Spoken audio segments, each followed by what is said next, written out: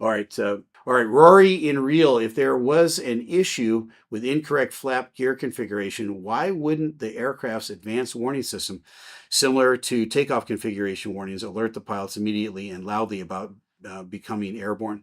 They didn't take off with the flaps up because of that very reason. These warning systems are so loud and so thorough, there's no way that that's even a potential possibility. So the flaps were in the proper takeoff position for takeoff.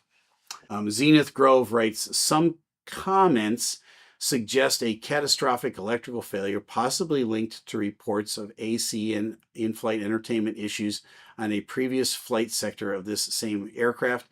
Could an electrical problem cascade into loss of thrust and control on a 787? I really doubt it. I don't see any connection between those, other than the fact that the rat could deploy if there was a major enough electrical failure on a 787. But no, there's no connection I know of that would cause that. The engines would still be producing thrust. They're getting fuel, they're getting air, they're still going to produce thrust even if everything goes dark in the airplane. Right? We've got M. Maple Theory. If the pilots did lose thrust or experience a dual engine failure, what are the immediate actions they would be trained to take, and why might they have been unable to maintain flight or attempt a controlled emergency landing? There is a checklist on every 777, every 787 that would be a dual engine failure checklist. It's a pretty simple checklist, but it's really designed for a dual engine failure at altitude, where you've got some altitude, you can start gliding down. You're going to pick an airspeed, probably about 250 knots. You're going to start gliding down gently, and then you're going to basically take both fuel control levers to cut off and then back to run to kind of reset the system.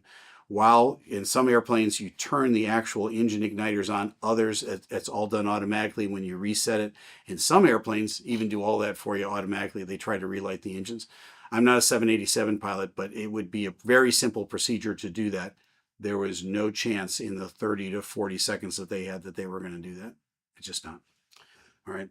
Jeff Talk Daily. There's a debate about whether the aircraft stalled. Based on the videos showing its flight path and attitude, does it look like a classic aerodynamic stall?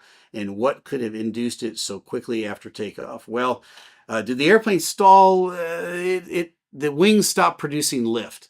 And so you see the classic indications of that. The nose comes over for a little bit. They're trying to get some more lift over the wings. They're not getting the lift, mostly because the engines probably stopped producing thrust at that point. There's no thrust coming out. They're losing airspeed. They're losing lift. They're losing lift. The nose is going to come up. The rear end of the airplane is going to sag a little bit. Those wings are going to try to produce more thrust or more lift. And the pilot is most likely pulling back on the yoke because he's getting closer and closer to the ground. That's what I would do without thrust. And they just kind of, you see that classic, they kind of just mush into the ground. So they were in probably some early stages of a stall, but the wings had just completely run out of energy.